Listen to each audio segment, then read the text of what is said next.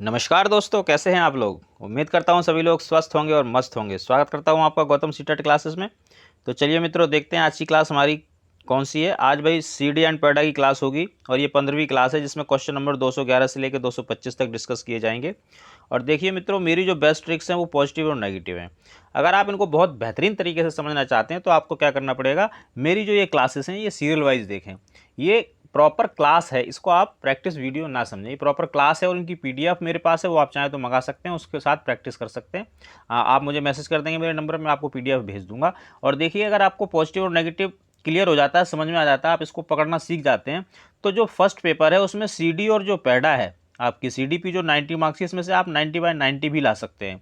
और second paper में जो कि सीडी और पैडा लगभग 75 मार्क्स की आती है, उसमें आप 70/70 75/75 ला सकते हैं।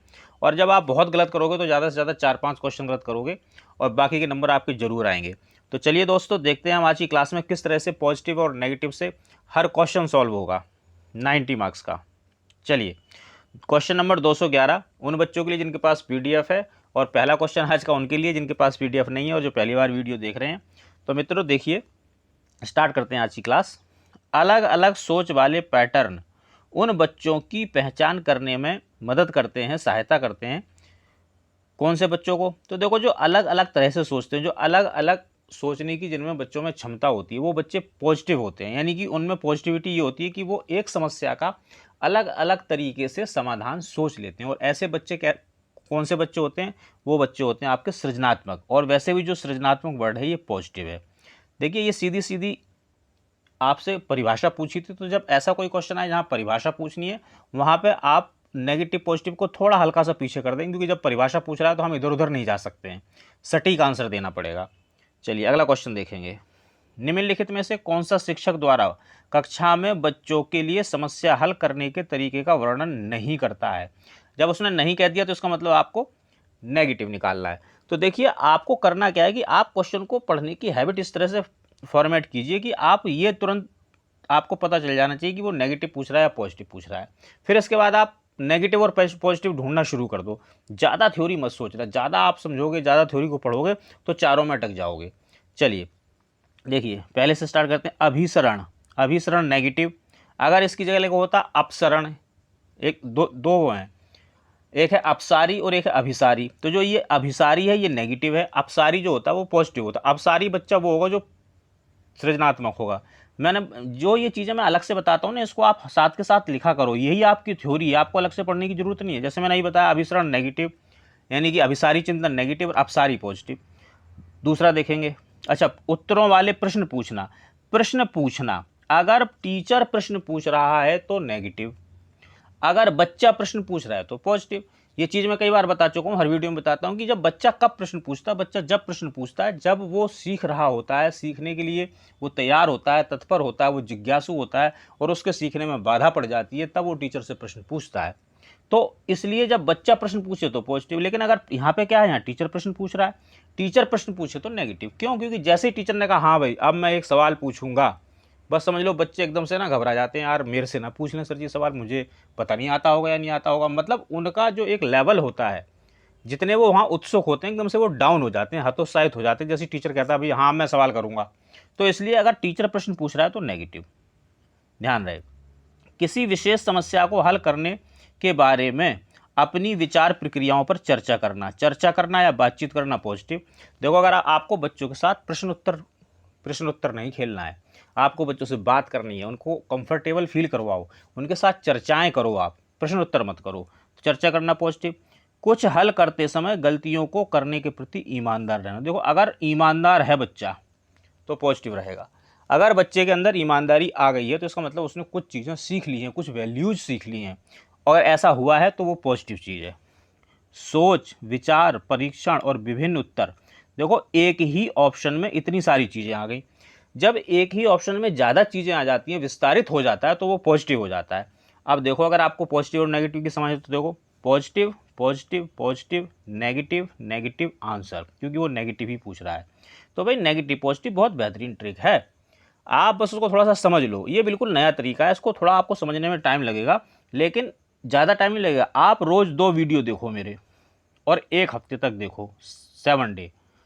इसके बाद आप सीटेट का कोई सा भी पेपर उठा लेना और उसको सॉल्व करना, उसका सीडी और पैडा का जो पोर्शन होता है वो सॉल्व करना। अगर वो सॉल्व ना हो, मेरे नेगेटिव पॉजिटिव वर्क ना करें, तो आप विद रेस्पेक्ट चैनल छोड़ के जा सकते हैं, मुझे कोई प्रॉब्लम नहीं है। लेकिन अगर आपको लगता है कि मेरा तरीका बिल्कुल बढ़िया है और आपको आंसर की तरफ ले जाता है, आंसर करेक्ट इससे होते हैं, तो आप यहाँ पे रहो। मैं आपको 100% के, आप जितने परसेंट का हो उतने परसेंट की गारंटी दे सकता हूँ, आपका सीटेट क्लियर करवाऊंगा। मेरे इंस्टीट्यूट पर सभी बच्चों का सीटेट क्लियर होता है। 2012 से मेरा 100% रिजल्ट जा रहा है। सिर्फ यही नेगेटिव पॉजिटिव करवाता हूँ बच्चों को। चलिए दोस्तों देखेंगे, निम्नलिखित में से कौन सा एक संवेग है। भाई इसका सीधा आंसर डर है। क्यों है डर? क्योंकि ये सीधी सीधी थ्योरी है, और जब सीधी थ्योरी आएगी तो सीधा ही आंसर करेंगे, नेगेटिव पॉजिटिव मत देखना। एक 3 वर्ष का बच्चा बताता है कि दूध बूथ पर एक मशीन द्वारा दूध का उत्पादन होता है। यानी कि बच्चे से पूछा गया कि भाई दूध कहाँ बनता है, उसने कहा जी जहाँ पे जो दूध का बूथ है मदर डेयरी का, वहाँ बनता है। निम्नलिखित में से कौन सा बच्चे की समझ का सबसे अच्छा स्पष्टीकरण प्रदान करेगा? तो भाई जो पॉजिटिव होगा वो सबसे अच्छा करेगा, तो पॉजिटिव चीज़ ढूंढेंगे। बच्चे का परिवार बच्चे को प्रेरक वातावरण प्रदान नहीं करता। क्या ऐसा होता है? फिलहाल तो नहीं होता है। अब नेगेटिव पॉजिटिव से समझो। प्रेरणा देना पॉजिटिव होता है, प्रेरक वातावरण, लेकिन इन्होंने कह दिया नहीं, तो ये पूरा सेंटेंस नेगेटिव, हटा दो इसको। बच्चे को दुनिया का बहुत सीमित ज्ञान है। देखो जो सीमित वर्ड है ये नेगेटिव है। और दूसरी चीज समझो, ऐसा कोई भी सेंटेंस जिसमें बच्चे की कमी निकाली गई हो या बच्चे की आलोचना की गई हो, वो पूरे का पूरा सेंटेंस नेगेटिव होता है, तो नेगेटिव कर दो। पूछ क्या रहा है देखो, ये भी ध्यान रखना, पॉजिटिव पूछ रहा है। तीसरा देखेंगे, बच्चे का जवाब दूध बूथ से दूध खरीदने के अपने अनुभव पर आधारित। अनुभव कहीं भी आए पॉजिटिव करना। अब देखो बच्चा जाता है दूध लेने के लिए, मदर डेयरी पे जाता है, वहां से दूध निकलता है, तो उसको लगता है कि भाई दूध का जो प्रोडक्शन है यहीं से होता है, तो उसने अपने अनुभव के आधार पर बता दिया, इसलिए अनुभव पॉजिटिव। बच्चे का अनुभव, बच्चे की भाषा, बच्चा स्वयं, बच्चे का सामाजिक सांस्कृतिक स्तर, ये सारी चीज़ें पॉजिटिव होती हैं। इसको आपको अपनाना है, आपको इसको सम्मान देना है। चौथा देखेंगे, बच्चे ने गायों को कभी नहीं देखा। कभी नहीं या हमेशा, अगर ये दोनों शब्द आए तो दोनों नेगेटिव होते हैं। तो आप देखो भाई, नेगेटिव पॉजिटिव नेगेटिव नेगेटिव, तो आंसर क्या पूछ रहा था? पॉजिटिव। इसको आंसर कर दो। अगर आप नेगेटिव पॉजिटिव सीख जाते हैं तो फटाफट आंसर मिलता है, negative negative negative positive answer. और आपको भी यही प्रैक्टिस हो जाएगी, मैं आपको गारंटी देता हूँ इस बात की। शिक्षक बच्चों की जटिल अवधारणाओं की समझ को किस प्रकार सहज कर सकते हैं, यानी कंफर्टेबल कर सकते हैं। तो भाई कोई पॉजिटिव काम करेगा टीचर तभी तो होगा, तो पॉजिटिव ढूंढते हैं। एक व्याख्यान देकर व्याख्या देना या भाषण देना नेगेटिव होगा प्राइमरी लेवल पे। क्यों होगा? क्योंकि आपके पास जो बच्चा आ रहा है वो 5 से लेके 12-13 साल तक का बच्चा है, और ये बच्चा या इस उम्र का बच्चा भाषण सुनना पसंद नहीं करता है, व्याख्या सुनना पसंद नहीं करता है। क्या पसंद करता है? वो ऐसी चीज़ें पसंद करता है जहां उसे खुद मौका मिले करने का, कुछ सृजनात्मक हो, कुछ वो अपने हाथ से करे, कुछ वो करके सीखे। अगर आप ये सब करवाओगे तो पॉजिटिव होगा, व्याख्या दोगे, भाषण दोगे तो नेगेटिव होगा। प्रतियोगात्मक अवसरों की व्यवस्था करके, अब देखो ये प्रतियोगिता, ये नेगेटिव है। भाई 5 साल का 6 साल का बच्चा आपके पास आ रहा है, क्या प्रतियोगिता कराओगे आप उसको प्रतियोगिता के अवसर दे रहे हो। अवसर देना तो पॉजिटिव होता है, ओके इट्स ओके, लेकिन आप नेगेटिव चीज़ का अवसर दे रहे हो तो फिर इस अवसर की कोई वैल्यू नहीं बची, ये पूरा नेगेटिव। बार बार यांत्रिक अभ्यास के द्वारा, अभ्यास नेगेटिव। अगर आप छोटे बच्चे से बार बार एक ही चीज़ करवाते रहोगे, वो बोर हो जाएगा। बच्चा इतना भी बोर हो सकता है कि वो स्कूल आना छोड़ दे, तो आपको अभ्यास नहीं कराना है बार बार। अभ्यास नेगेटिव होगा, कहीं पे भी आ जाए, 90 नंबर के पोर्शन में, 75 नंबर के पोर्शन में। लेकिन एक कंडीशन ऐसी है जहां अभ्यास पॉजिटिव हो जाता है। कौन सी? अगर खेल का प्रश्न है तो अभ्यास पॉजिटिव होगा, इसको अलग से लिख लो आप, काम आएगा आपके। चौथा देखेंगे, अन्वेषण यानी कि खोजबीन, खोज बच्चा कर रहा है, पॉजिटिव है। परिचर्चा करना या चर्चा करना, पॉजिटिव। अब ये दो चीजें पॉजिटिव हैं, पॉजिटिव के लिए अवसर उपलब्ध करवा रहे हो, तो ये भी पॉजिटिव हो गया। क्या पूछ रहा था? पॉजिटिव, आंसर कर दो। ज़्यादा गहरा जाने की जरूरत नहीं है, ज़्यादा थ्योरी पढ़ने की जरूरत नहीं है। ये थ्योरी सब आपने पढ़ ली है, डाइट जेबीटी बीएड जो आपने किया, आपने थ्योरी पढ़ रखी है। अब उसको प्रैक्टिकली कैसे यूज करना है, ये चीज़ आपको मेरे नेगेटिव और पॉजिटिव बताएंगे। इसको मैं पूरी थ्योरी भी पढ़ा सकता हूँ, ऐसा नहीं कि मैं पूरी थ्योरी नहीं पढ़ा सकता हूँ। मैंने भी बहुत मोटी मोटी किताबें पढ़ी हैं भाई, मुझे भी बहुत सालों का अनुभव है, 14 सालों का अनुभव है, 14 सालों से पढ़ा रहा हूँ मैं, तो मुझे भी बहुत अनुभव है। लेकिन उनको किताबों को पढ़ के, थ्योरी पढ़ के मैं आपको थ्योरी ही पढ़ा दूँ और आप भी थ्योरी पढ़ के आए हो तो थ्योरी के चक्कर में पेपर सीटेट का रह जाता है। तो आप थोड़ा सा प्रैक्टिकली चीज़ों को करना सीखो, थोड़ा स्मार्ट बनो, और ये जो नेगेटिव पॉजिटिव ये आपको स्मार्ट बनाएंगे। चलिए, निम्नलिखित में से कौन सा विकास का सिद्धांत नहीं है? नहीं है तो क्या पूछ रहा है? नेगेटिव पूछ रहा है। चलिए, विकास जीवन पर्यंत चलता है, बिल्कुल सही बात है। जैसे ही माँ कंसीव करती है, यानी कि जैसे ही गर्भधारण होता है, बच्चे का विकास शुरू हो जाएगा, और जब तक, कब तक चलेगा? मृत्यु तक चलेगा। ये बात बिल्कुल ठीक है, पॉजिटिव। विकास परिवर्त्य होता है, बिल्कुल होता है, इसको रिवर्सेबल बोलते हैं, यानी कि पहले कभी कम हो सकता है, कभी ज़्यादा हो सकता है, तो ये बात भी ठीक है। विकास आनुवांशिकता और पर्यावरण दोनों के द्वारा प्रभावित होता है, बिल्कुल। आनुवांशिकता यानी कि जो माँ बाप से गुण मिले हैं बच्चे को, जो उसको जीन्स मिले हैं वो, और प्लस उसको जो परिवेश मिल रहा है, इन दोनों का जो गुणात्मक स्तर होता है उसका जो परिणाम होता है वो विकास होता है, या जो उसका व्यक्तित्व होता है बच्चे का। और वैसे भी आनुवांशिकता और पर्यावरण कहीं दोनों आ जाएं तो पॉजिटिव होंगे, ध्यान रखना। विकास सार्वभौमिक है, सही बात। सांस्कृतिक संदर्भ इससे प्रभावित नहीं करते, ये बात गलत है। देखिए, जो आपका परिवेश है वो आपके विकास को प्रभावित करेगा। जैसे परिवेश में रहेंगे आप, जैसे वातावरण में रहेंगे आप, वैसा ही आपका विकास होगा। तो इसलिए यहाँ पे ये जो सेंटेंस है गलत है, क्योंकि जो सामाजिक सांस्कृतिक जो परिवेश होता है, जो या जो संदर्भ होता है वो विकास को प्रभावित करता है। इसने कहा नहीं करता, तो यही नेगेटिव हो गया, नेगेटिव ही पूछ रहा था। अगला क्वेश्चन देखेंगे, आंशिक पुनर्बलन। पहले तो पुनर्बलन समझ लो। पुनर्बलन का मतलब होता है रीइंफोर्समेंट देना बच्चे को, यानी कि शाबाशी दे दो। बच्चा अच्छा काम कर रहा है तो उसको शाबाशी दो, तो वो और अच्छा काम करेगा। बच्चा बुरा काम कर रहा है तो उसे कुछ दंड दो, इस तरह का कि बच्चा उस काम को ना करे। ये पुनर्बलन होते हैं, अलग अलग तरह के होते हैं। मैं आप दो बताता हूँ आपको। एक होता है आंशिक पुनर्बलन, एक होता है सतत पुनर्बलन। आंशिक का मतलब कभी कभी, कभी कभी, है ना, और सतत का मतलब होता है डेली, लगातार। तो अब ये बताओ इन दोनों में से कौन सा पुनर्बलन अच्छा होता है? इस क्वेश्चन के हिसाब से वो ये पूछ रहा है। तो देखिए, जो डेली जो होता है, यानी कि जो सतत पुनर्बलन होता है, अगर आप बच्चों को बार बार पुनर्बलित करते रहेंगे, एग्जाम्पल के रूप में, जैसे मान लो आपके पास बच्चा आया कॉपी लेके, आपने उस पर लिख दिया वेरी गुड, बच्चा खुश हो गया। अगले दिन आपने फिर लिख दिया वेरी गुड, बच्चा फिर खुश हो गया। लेकिन अगर आप 1 हफ्ते या 15 दिन तक बार बार उस पर very good very good very good लिखते रहोगे, तो वो वेरी गुड जो है ना आपका, वो हो सकता है आपका नाम ही पड़ जाए, ये तो वेरी गुड वाले सर जी हैं, फिर उसकी कोई वैल्यू नहीं बचेगी। तो ये जो सतत पुनर्बलन होता है ये हमें कम करना चाहिए। हमें क्या करना चाहिए? हमें आंशिक पुनर्बलन देना चाहिए। यानी कि कभी कभी, मान लो आज बच्चे ने अच्छा काम किया, आप उसको फेयर दे दो, फिर आप 1 हफ्ते तक उसको कुछ मत दो। तो 1 हफ्ते तक बच्चा इस उम्मीद में कि सर ने मुझे फेयर दिया था, हो सकता है मुझे गुड मिल जाए, वो अच्छा काम करेगा।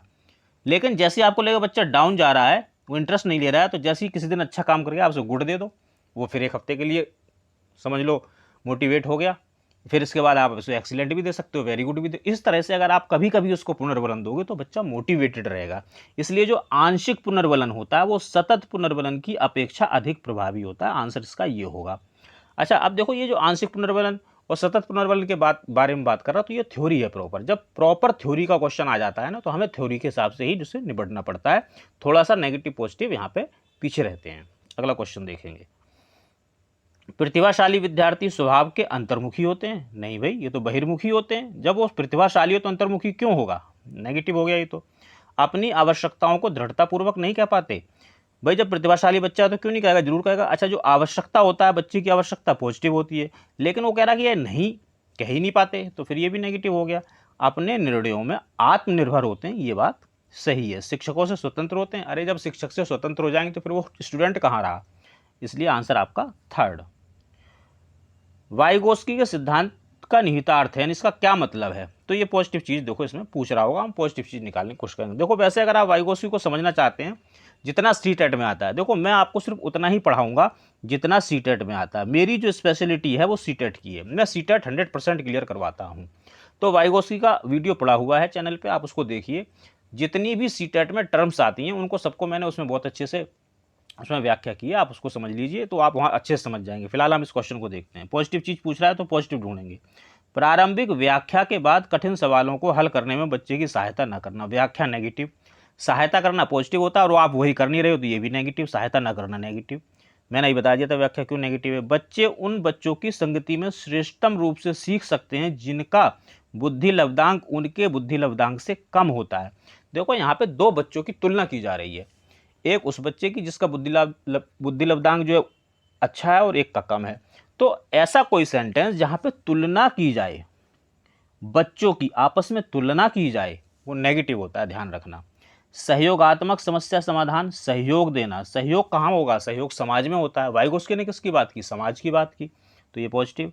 प्रत्येक विद्यार्थी को व्यक्तिगत रूप से दत्त कार्य देना, होमवर्क, होमवर्क नेगेटिव होता है, इसको लिख लो, होमवर्क या दत्त कार्य या गृह कार्य, ये नेगेटिव होता है। क्यों नेगेटिव होता है, क्योंकि इसमें बच्चा बेईमानी कर सकता है, हो सकता है मम्मी से करवा लाए, पापा से, भाई से, बहन से करवा लाए, टीचर उस वक्त उसके टीचर के सामने नहीं होता, तो टीचर उसका ढंग से मूल्यांकन भी नहीं कर सकता। और देखो एक चीज़ और समझ लो, सीटेट में नेगेटिव पॉजिटिव कुछ नहीं है, बस क्या है, वेटेज है। किसी ऑप्शन का वेटेज 10% है, किसी का 20, किसी का 30, किसी का 50, किसी का 100। आपको बेस्ट ऑप्शन चूज करना होता है।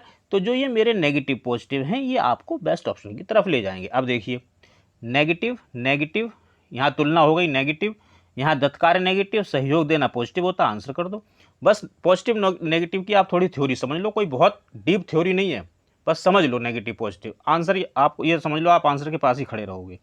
एक बच्चा जो से ग्रस्त है, किसी बीमारी से ग्रस्त है, जो सा को वाज, न्यूक्लियर को अनक्लियर में अंतर नहीं कर पाता, यानी कि वो ढंग से पढ़ नहीं पाता है। तो जो बच्चा पढ़ नहीं पाता, वो जो लर्निंग डिसेबिलिटी है, उसको हम बोलते हैं डिसलेक्सिया। अच्छा, दूसरी चीज़, अगर आप लर्निंग डिसेबिलिटीज़ में कंफ्यूज रहते हैं, तो आपको एक मैं बहुत बढ़िया चीज़ बताता हूँ कि कैसे आप इसको याद कर सकते हैं बहुत अच्छे तरह से, और ऐसा याद कर लेंगे कि आप आज से 40-50 साल बाद भी आपको याद रहेगा। क्या करना है आपको, आपको जाना है मेरे चैनल में गौतम्स ट्रिक, एक प्लेलिस्ट बनी हुई है, इसमें 4 ट्रिक हैं। अगर आपने ये 4 ट्रिक ढंग से पढ़ ली और समझ ली, वैसे बहुत बेहतरीन और बहुत मज़ेदार ट्रिक्स हैं, कविताएं हैं एक तरह से, कुछ सेंटेंसेस इस तरह।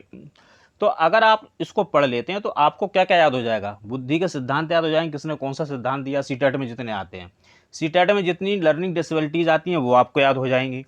और भाई अमेरिका के कौन से मनोवैज्ञानिक हैं वो आपको याद हो जाएंगे। और भाई जितने व्यवहारवाद पे प्रयोग हुए, पावलोव ने क्या प्रयोग किया, किस पे प्रयोग किया, कोहलर ने क्या प्रयोग किया, स्किनर ने क्या प्रयोग किया, ये सब आपको याद हो जाएंगे। यानी कि आधी थ्योरी आपकी 4 ट्रिक में याद हो जाएगी। इसलिए आप चैनल पे जाना, गौतम ट्रिक देखना, वहाँ इसको मैंने बहुत अच्छे से समझाया, इसको यहाँ समझ लेना। फिलहाल आंसर है 4th। अगला देखेंगे, सीखने संबंधी निर्योग्यता समानता, यानी कि जो लर्निंग डिसेबिलिटी है नॉर्मली कहाँ होती है, किस में होती है, थ्योरी है, उसको थ्योरी की तरह से देखते हैं। लड़कियों की तुलना में अधिकतम लड़कों में पाई जाए, तुलना करना, मैंने बताया नेगेटिव की, एक बच्चे की दूसरे बच्चे से तुलना नहीं करना। यहाँ पे प्रॉपर थ्योरी पूछ रहा है, नहीं पॉजिटिव चीज़ पूछ रहा है, परिभाषा पूछ रहा है एक तरह से। तुलना आपने कर दी, नेगेटिव। अधिकतम उन बच्चों में पाई जाती है जो शहरी क्षेत्रों की अपेक्षा ग्रामीण क्षेत्रों से संबंध रखते हैं, यहाँ पे भी तुलना हो रही है। तो एक तो तुलना हो रही है, दूसरा इसमें बढ़ा है अपेक्षा, अपेक्षा या उपेक्षा, दोनों वर्ड नेगेटिव है। उन बच्चों में पाई जाती है विशेषता जिनके पैतृक यानी कि जीन्स, जो जीन्स की बात कर रहा है, अभिभावक इस प्रकार की समस्याओं से ग्रस्त होते हैं। तो ये बात देखो ठीक है, कुछ बीमारियां ऐसी होती हैं जो मतलब एक पीढ़ी से दूसरी पीढ़ी में चली जाती हैं। तो ये वही बताना चाह रहा है कि जिनके अभिभावक जो होते हैं, या जो उनके पिताजी पिताजी के पिताजी पिताजी के पिताजी उन बीमारियों से ग्रस्त है, इसलिए बच्चा भी ग्रस्त है, तो ये होता है। चौथा देखेंगे, औसत से श्रेष्ठ बुद्धि लब्धि वाले बच्चों में देखो, औसत से श्रेष्ठ, यहाँ पे भी आप तुलना ही कर रहे हो कि भाई एक बच्चा औसत, एक बच्चा उससे श्रेष्ठ या उससे ज़्यादा या उससे कम, तो यहाँ तुलना हो रही है। तो इन तीनों में तुलना हो रही है, इसलिए ये तीनों नेगेटिव हैं और ये पॉजिटिव है, और सीधी सीधी थ्योरी है। चलिए, विद्यालय में नियमित उपस्थिति के लिए वंचित बच्चों को प्रोत्साहित करने का निम्नलिखित में से कौन सा तरीका सबसे उपयुक्त होगा। कौन सा, जो पॉजिटिव होगा वही सबसे उपयुक्त होगा। बच्चों को विद्यालय आने की अनुमति न देने को कानूनी दंड बनाया जाए, कानून दंडनीय अपराध बनाए, दंड देना नेगेटिव। बच्चों को आपको दंड नहीं देना है, उसको आंख नहीं दिखानी, उसको फटकारना नहीं है, डांटना नहीं है। अगर आप बच्चों को दंड दोगे तो आपका सीटेट में एक नंबर कट जाएगा, इसलिए दंड बिल्कुल नेगेटिव रखना। बच्चों, विद्यालय द्वारा बच्चों को एकत्रित करने वाले एक व्यक्ति को नियुक्त किया जाए जो प्रतिदिन घरों से बच्चों को लेकर आए। भाई ये पॉसिबल नहीं है। एक स्कूल में, प्राइमरी में बता रहा हूँ मैं आपको, दिल्ली की बात कर रहा हूँ, 1200 बच्चे हैं, 1500 बच्चे हैं, एक बंदा किस किस को लेके आएगा, ये पॉसिबल ही नहीं है। बच्चों को आकर्षित करने के लिए प्रतिदिन 5 रुपये देना, ये हो गया उपहार देना। उपहार देना नेगेटिव होता है। आवासीय विद्यालय खोलना, भाई जब बच्चे आ ही नहीं रहे, उपस्थिति कम हो रही, तो वहीं स्कूल में ही रहो, स्कूल में ही पढ़ो, सीधा सीधा आंसर है। अगला क्वेश्चन देखेंगे, एक शिक्षक को क्या करना चाहिए, पॉजिटिव चीज़ करनी चाहिए, भाई टीचर नेगेटिव चीज़ ना करे। व्याख्यान पर अधिक ध्यान देना चाहिए और ज्ञान के लिए आधार उपलब्ध कराना चाहिए। मैंने कहा व्याख्यान। देखो ये जो नेगेटिव पॉजिटिव होता है ना, कैसे होता है, जो पूरा आपका ऑप्शन होता है, जो पूरा आपका सेंटेंस होता है, उसमें एक या दो शब्द ऐसे होते हैं जो पूरे सेंटेंस को या तो नेगेटिव कर देते हैं या पॉजिटिव कर देते हैं, और बस वही शब्द आप सीख जाओ। बस शब्दों का ही खेल है और कुछ नहीं है। अगर आप ये नेगेटिव पॉजिटिव शब्द सीख गए तो समझ लो आपका सीटेट क्लियर। दूसरा देखेंगे, शिक्षार्थियों द्वारा की गई त्रुटियों को एक भयंकर भूल के रूप में लेना चाहिए, प्रत्येक त्रुटि के लिए गंभीर टिप्पणी देनी चाहिए। देखो जो बच्चों की जो गलतियां होती हैं ना, त्रुटियां, ये पॉजिटिव होती हैं। अगर बच्चा गलती करे तो इससे क्या होता है, इससे हमें ये पता चलता है कि बच्चे के मन में क्या चल रहा है, बच्चा कैसे सीख रहा है। जब आपको ये पता चल जाएगा उसके मन में क्या चल रहा है, वो कहाँ गलती कर रहा है, तो आप उसको ठीक कर सकते हो। तो जो बच्चों की गलतियां होती हैं वो पॉजिटिव होती हैं, और आप इसको भयंकर भूल बता रहे हो, तो ये क्या हो गया सेंटेंस, नेगेटिव। शिक्षार्थी कितनी बार गलती करने से बचता है, इसे सफलता के माप के रूप में लेना चाहिए। यानी कि अगर बच्चा गलती नहीं करेगा तो इसका मतलब वो सफल हो गया, तो ऐसा नहीं है। मैंने बताया कि जो गलतियां होती हैं वो पॉजिटिव होती हैं, तो आप गलतियों से क्यों बच रहे हो, और आप बचने की कोशिश कर रहे हो, तो फिर ये नेगेटिव सेंटेंस हो गया। आप देखो, जब शिक्षार्थी विचारों को संप्रेषित करने की कोशिश कर रहे हो तो उन्हें ठीक नहीं करना चाहिए। संप्रेषण, संप्रेषित, ये कहीं भी आ जाए ये पॉजिटिव होता है, और वो पॉजिटिव ही पूछ रहा था। देखो पहले में नेगेटिव है, दूसरे और तीसरे में पॉजिटिव नेगेटिव कुछ दिख नहीं रहा है, बस इनके सेंस हैं। लेकिन अगर नहीं दिख रहा है तो इनको आप वैसे ही छोड़ देना। पॉजिटिव पूछ रहा है, पॉजिटिव पॉजिटिव आपको वर्ड मिल गया, उसको आंसर कर दो। अगला क्वेश्चन देखेंगे, विद्यालय में लिंग भेदभाव से बचने का सर्वोत्तम तरीका, पॉजिटिव। पुरुष एवं महिला शिक्षकों को समान संख्या में भर्ती करना, समान वर्ड नेगेटिव होता है, ध्यान रखना। भाई एक स्कूल में 10 टीचर हैं और 5 महिलाएं हैं और 5 पुरुष हैं, तो क्या इसमें लिंग भेदभाव नहीं होगा, ऐसा पॉसिबल नहीं है। विद्यालय में लिंग भेदभाव को दूर करने के लिए नियम बनाना और सख्ती से उसका पालन करना। नियम, नियमित, कहीं पे भी आए नेगेटिव कर देना। संगीत प्रतियोगिता के लिए बच्चों की लड़कियों की अपेक्षा अधिक लड़कों का चयन करना। देखो मैंने बताया अपेक्षा या उपेक्षा कहीं पे भी आए नेगेटिव कर देना। और यहाँ तो अपने आप ही लिंग भेदभाव हो रहा है इस वाले में। भाई क्या सिर्फ लड़कियां ही गाना गा सकती हैं, लड़के नहीं गा सकते, लड़के भी गा सकते हैं, तो ये तो वैसे ही नेगेटिव हो गया, ये भी नेगेटिव हो गया, ये भी नेगेटिव, तो आंसर तो यही बचा। लेकिन इसको समझ लो इसमें क्या पॉजिटिव है। शिक्षकों द्वारा उनके लिंग पक्षपातपूर्ण व्यवहार का अभिसंज्ञान, यानी कि अगर कोई शिक्षक लिंग भेदभाव कर रहा है स्कूल के अंदर, तो जो वहाँ का HOS है, जो प्रिंसिपल है, वो उसको अपने अभिसंज्ञान में ले। अभिसंज्ञान का मतलब होता है to come into the knowledge. अगर प्रिंसिपल को पता चल गया कि भाई ये लिंग भेदभाव करता है, तो उस टीचर को बार बार टोको, अरे भाई आप ये लड़का लड़की का क्या भेद करते हो, आपकी नौकरी चली जाएगी, पता है आपको। तो आप जब इस तरह से बार बार उसको टोकना शुरू करोगे टीचर को, तो फिर क्या होगा कि वो लिंग भेदभाव नहीं करेगा, और जब नहीं करेगा तो खत्म हो जाएगा, सीधी सी बात है। और वैसे अगर आपको समझ में नहीं आता तो अभिसंज्ञान वर्ड पॉजिटिव है, पॉजिटिव चीज पूछ रहा था, अभिसंज्ञान को पॉजिटिव वाले को आंसर कर देना, आपको 1 नंबर मिल जाएगा। सह शैक्षणिक क्षेत्रों में निष्पादन के आधार पर शैक्षणिक क्षेत्रों में निष्पादन के स्तर को बढ़ाने का औचित्य स्थापन किस आधार पर किया जा सकता है। इतना भयंकर क्वेश्चन है, आपको समझ में नहीं आएगा, थोड़ा सा समझा देता हूँ फिर भी। पॉजिटिव पूछ रहा है तो पॉजिटिव में देखेंगे क्या होगा। सह शैक्षणिक क्षेत्र यानी कि जो CCA एक्टिविटीज स्कूल के अंदर होती हैं, को करिकुलर एक्टिविटीज, और शैक्षणिक यानी कि जो एकेडमिक होता है। तो वो ये कह रहा है कि जो सह शैक्षणिक क्षेत्र हैं उनको भी उतनी ही इंपॉर्टेंस दी जा रही है जितनी कि शैक्षणिक को। तो ऐसा क्यों, तो देखिए यहाँ से चलते हैं। यह हाथ के लिए, हाथ के क्या, यह हाथ के लिए जाने वाले श्रम के प्रति सम्मान विकसित करता है। देखो इसमें ना कुछ मुझे नेगेटिव मिल रहा है ना पॉजिटिव, होल्ड पर रहेगा ये सेंटेंस। यह सार्वभौमिक धारण को सुनिश्चित करता है, ये भी होल्ड पर रहेगा। यह हास्याकृत विद्यार्थियों के लिए प्रतिपूरक भेदभाव की नीति का अनुगमन करता है। नीति या नियम कहीं पे भी आए नेगेटिव, तो ये तो नेगेटिव निकल गया। ये तीसरा और चौथा ये होल्ड पे है, क्योंकि इनमें मुझे नेगेटिव पॉजिटिव नहीं मिल रहा है। अब फर्स्ट देखो, यह व्यक्तिगत विभिन्नताओं को संतुष्ट करता है। व्यक्तिगत विभिन्नताओं को संतुष्ट करना पॉजिटिव होता है। क्यों, क्योंकि अगर आप व्यक्तिगत विभिन्नताओं को संतुष्ट करते हो, इसका मतलब आपके पास जितने भी बच्चे हैं सभी बच्चों के लिए आप कुछ ना कुछ कर रहे हो। कैसे कर रहे हो, मान लो कोई बच्चा शैक्षणिक यानी कि एकेडमिक में अच्छा है तो उसको आप वैल्यू दे रहे हो। कोई बच्चा एकेडमिक में अच्छा नहीं हो, CCA में अच्छा है, शैक्षणिक क्षेत्रों में अच्छा है, मान लो क्रिकेट खेलने में अच्छा है, गाना गाने में अच्छा है, कविता लिखने में अच्छा है, कहानी लिखने में अच्छा है, तो जो बच्चों के अंदर इंडिविजुअल डिफरेंसेस होते हैं आप उनका पोषण कर रहे हो। और इससे होगा क्या, इससे सबसे ज़्यादा बच्चे का भला होगा, बच्चा सीखेगा, बच्चा ग्रो करेगा, उसका ऑलराउंड डेवलपमेंट होगा। तो सबसे ज़्यादा संभावना यहाँ पे है कि बच्चे का यहाँ पे सबसे ज़्यादा विकास होगा। और ये जो व्यक्तिगत विभिन्नताएं इनको संतुष्ट अगर आप कर रहे हो, यानी हर बच्चे की जो नीड है आप उसको पूरा कर रहे हो, तो ये पॉजिटिव होता है। तो भाई ये तो पॉजिटिव हो गया। इन दोनों में कुछ मिल ही नहीं रहा तो इनको हटाओ, पहले को आंसर कर दो। ऐसे ही सीटेट में आंसर मिलेंगे, मैं आपको बता रहा हूँ। आज की क्लास हम यहीं खत्म करेंगे। उम्मीद करता हूँ आपको क्लास पसंद आई होगी। जैसी भी आपको अच्छी बुरी लगी हो कमेंट करें प्लीज़।